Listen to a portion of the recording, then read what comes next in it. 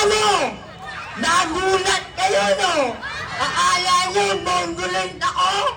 Ngungu kaya ako. Ako nga pala ang babaeng nanggaling sa langit. Bumagsak sa lupa.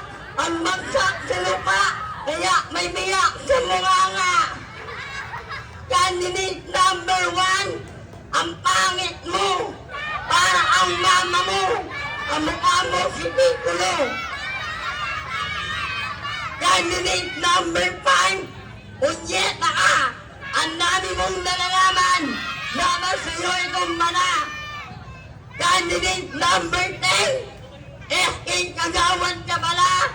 Laban sa barangay ka na ronda, unyeta ka. Ngunguman ako sa inyong paningin. Pakulaw naman yung nauna sa akin. Opo, tama po kayo. Ako po ang baklang nag-trending sa Facebook, sa YouTube, sa Instagram, sa Twitter, sa TikTok, sa Youtube.com. Opo, tama po kayo. Ako po ang baklang na-swimsuit na rin napabalik-balik na napauso ng Albacros na umabot lang ng 10 billion views. Opo, tama po kayo. Sabay-sabay natin palakpakan at iwan. Kutis Porcelana, Kutis Talbos, Binibining, Barbie.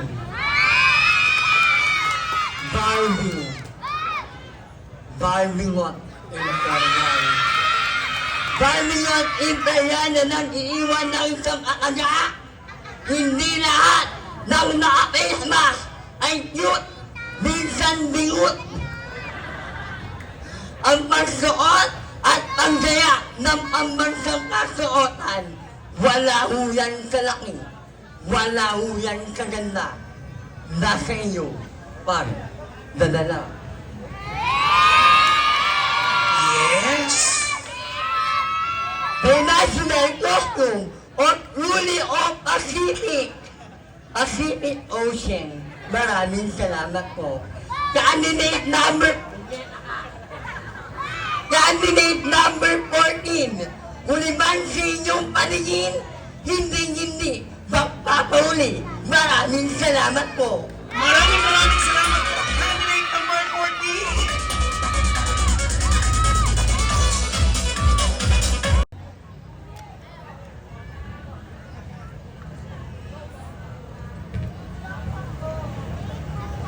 Hello? Hi? And mabuhay. Kamusta po kayo? Ngayong gabi po, sa layo-layo man ho ng aking pinanggalingan, wala hubang palakpakan dyan. Wala rin hubang hiyawan dyan. Maraming salamat po. Aanhin ko po ang ganitong ganda at ganitong sexy katawan kung hindi naman po ko matitikman ng inyong SK chairman. Joke lamang po. Ngayong gabi ho, iibayin ho natin ang pamantayan ng sinasabi nilang kagandahan. Ganda ng ilan, sexy ng karamihan, tatapatan, minsan pa nga po ay hihigitan ng baklang pangit na nasa inyong harapan. Eme. Okay, gawin na natin comedy, nyeta.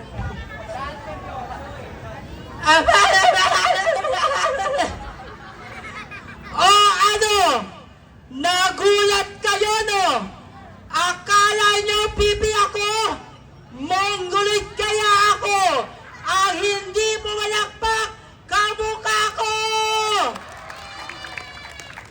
Ulol, mga ututo. Ngayong gabi, sabi nila, kapag ang araw ay lumubog na, ibig sabihin, gabi na. Pero kapag ang pisngi ng candidate number 1 lumubog na, putang ina mo, siya mo pa. By the way, opo mga kaibigan, mga horado, hindi po ako sikat, pero pangalan ko po'y kalat na kalat. Dahil isa po akong baklang pakarat, na taga-Subo ng mabahong burat. Charot. By the way, ako nga po pala, si Maria Leonora Teresa Laila de Lima, a.k.a. Raul. Pero ngayong gabi ho, hayaan niyo pong gayahin ko isang katauhan na nag-iisang prinsesa ng Mini-Abe. Bakit hindi niyo ho ako tawagin na si Miss Binibining Kera? Keratin? Kera, Mireya. Opo, ako nga po, ang the one and only, sabay-sabay niyo pong palakpakan at iyawan, Miss Binibining Rian Wamus. Rian Wamus na nagsasabi at nag-iiwan na isang katagang. Sabi nila, mahirap daw hong magpakababae kung hindi isang tunay na babae. Tama? Mahirap din daw hong magpakalalaki kung hindi isang tunay na lalaki. Tama? Pero ang mas mahirap dito sa mundo, yung pinanganak kang tomboy pero princess ang pangalan mo. At opo, sabi nila, magbiro ka na daw sa taong bagong gising at sa taong lasing. Isama mo na rin yung baklang laagawan ng booking. Wag na wag ka lang magbibiro sa tomboy na naka-whisper with wings. Charot. Opo, mga judges, mga hurado, ang aking mga salitang nabitawan ay isa lamang hong ebe-ebe. Mga kaibigan, mga hurado, ang aking pong babansang kasuotan ay nanggaling pa po kay Miss Ira Clay Renta, 150. Thank you. Thank you so much, candidate number 30.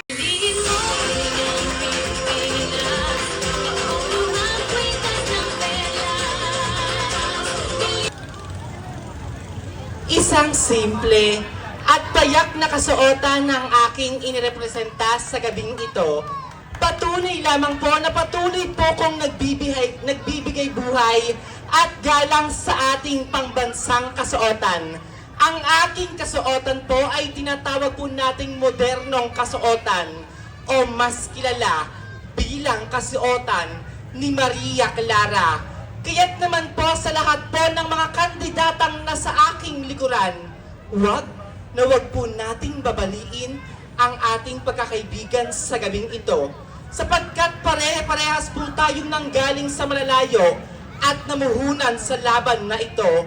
At para po sa mga hosts, judges at tabulator, naway sana'y gawing patas, malinis ang laban na ito. Hindi ko po sinasabi na isa po ako sa siguradong mananalo sa gabing ito.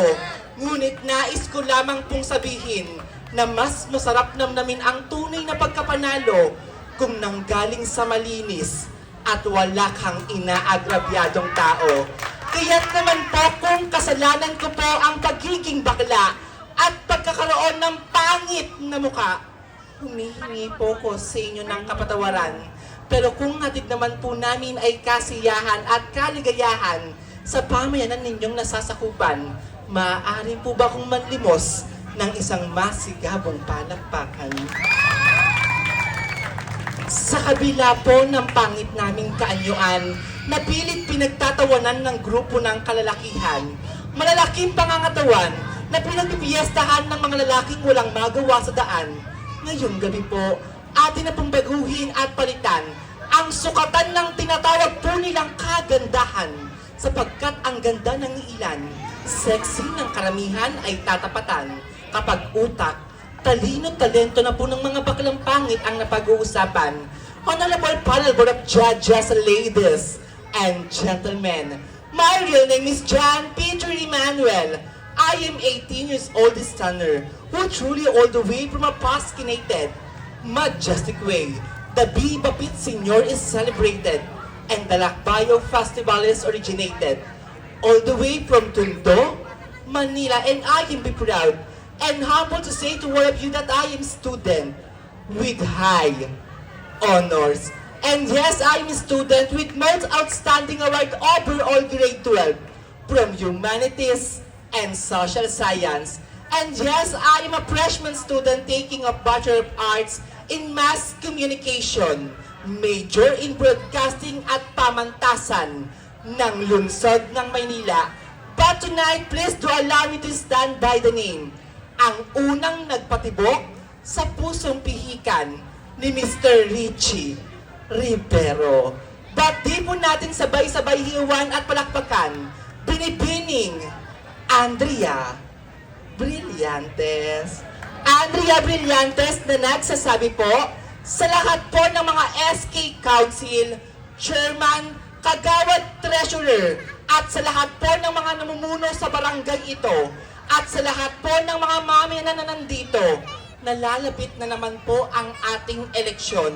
Naway sana'y maging matalino na po tayo sa ating mga iboboto dahil talamak na po ang magnanakaw ng kaban ng ating bayan. Kaya't nakikiusap po ako, lawakan ng ating mga isip kung sino ang tamang mamumuno sa atin. Dahil bandang dulo, sabi nga po ni Jessica Soho, hindi po baha ang magpapalubog sa Pilipinas, kundi kasakiman. Maraming salamat po. Maraming salamat po.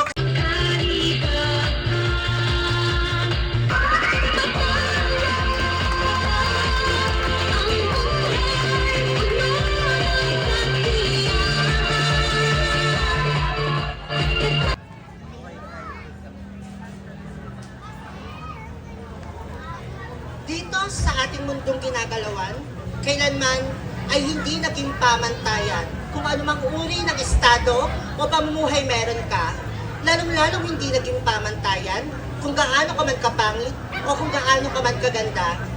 Hindi ka man pinagpalas sa iyong pisikal na kanyuan, huwag kang mabahala, aking kaibigan, dahil ang tunay na timbangan ng Diyos ay kung ano ang nagawa mong kabutihan dito sa ating mundong ginagalawan.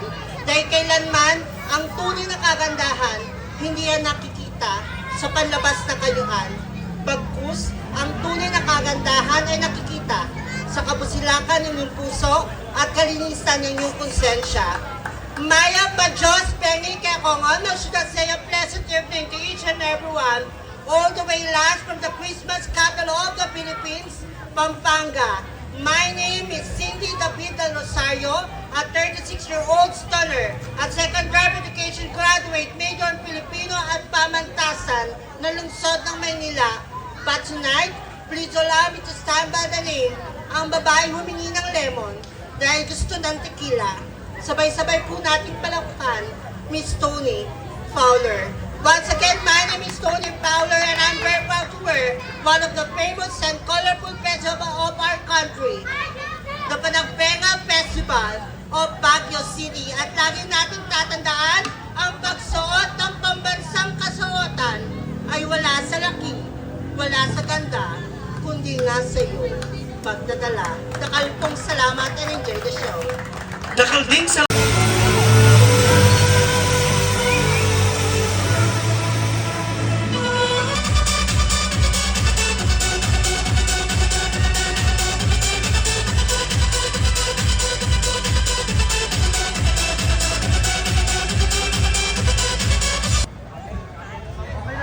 Mga ginigilo ko pong mga hurado at mga manonood, ako po ay nanggaling pa sa lugar ng Capiz, Aklan. Ang nanay ko ay isang mangkukulam at ang tatay ko naman po ay isang mangbabarang. Kaya paalala lamang po sa 1, 2, 3, 4, 5 mga hurado, konting pagkakamali po ay iwasan at gawing patas ang labanan. Kung ayaw niyo pong lamunin kayo ng aking mga handlers na nasa likuran na purong mga aswang. At sa mga tabulators, organizers at hosts na gumawa ng patimpalak na ito, siguraduhin niyo pong ako ang inyong number 1. Kung ayaw niyo pong lampain kayo ng aking mga kaibigan na nasa likuran na purong mga tikbalang. Joke lamang po, ang Miss Gay Kalawakan ay inilikha hindi lamang sa katatawanan, Bagkus sa aming mga parte ng LGBT, QIA plus community na hindi nabiyayaan ng physical na kagandahan, ngunit ngayong pong gabi, aking patutunayan na kami po ay mayroong pong lawak ng kaisipan, talino at talento na kayang maipamahagi sa sangkatauhan.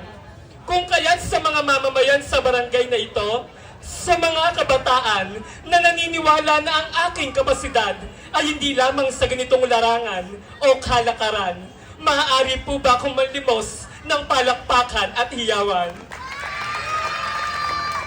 Good evening, folks! I am Aldrin Gone. I am fresh graduate who took up Bachelor of Arts in Political Science at Universidad de Manila, UDM.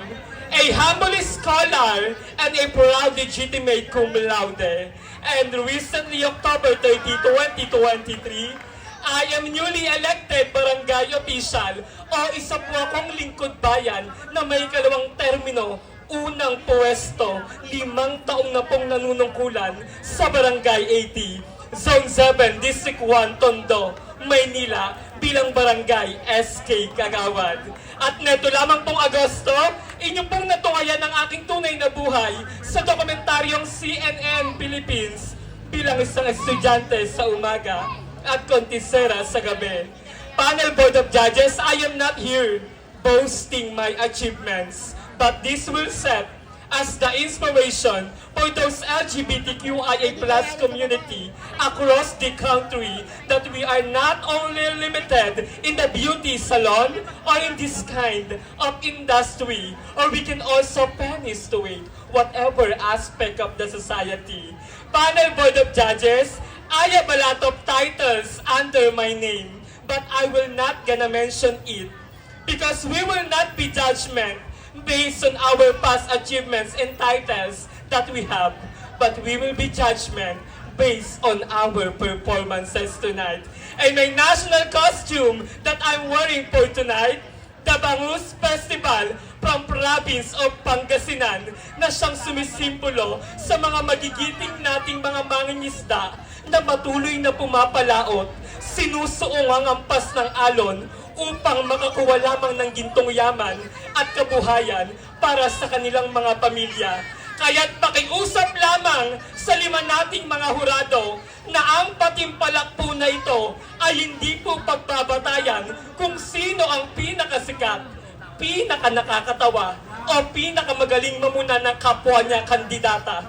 Sapagkat ang kanilang kasikatan, ang kanilang katanyagan at ang kanilang katatawanan ay kung minsay natatakpan na pag-iiwanan kapag utak at talento na po ang pinaglalaban-labanan. Yun lamang po, enjoy the rest of the night. Thank you so much! Thank you so much, candidate number 10.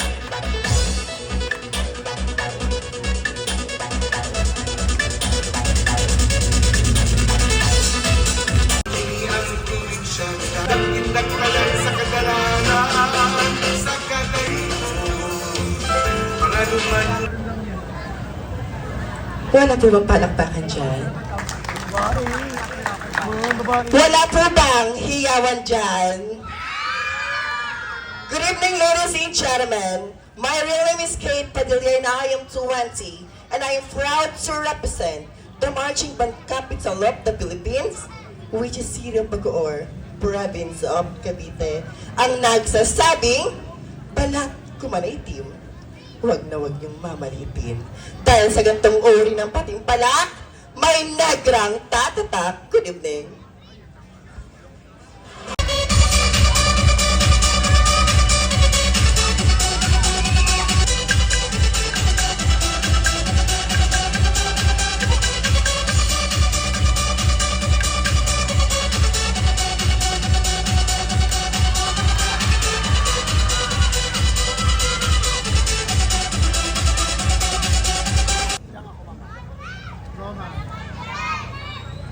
After a long way of travel from Bacoor, Cavite, I am finally landed to this beautiful municipality of Sampaloc, Manila.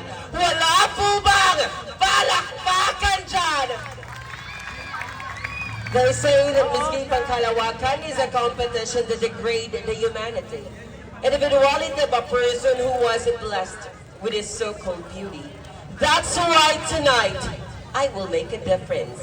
Sapagkat hindi po ako komedyante, hindi rin po ako nakakatawa, pero hindi po ako gagamit ng bastos at malaswang salita para palakpakan ng iba.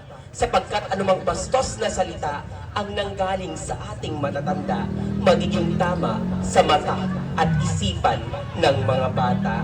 For I always believe that the diversity of a human personality must be loved and concerned. Hi!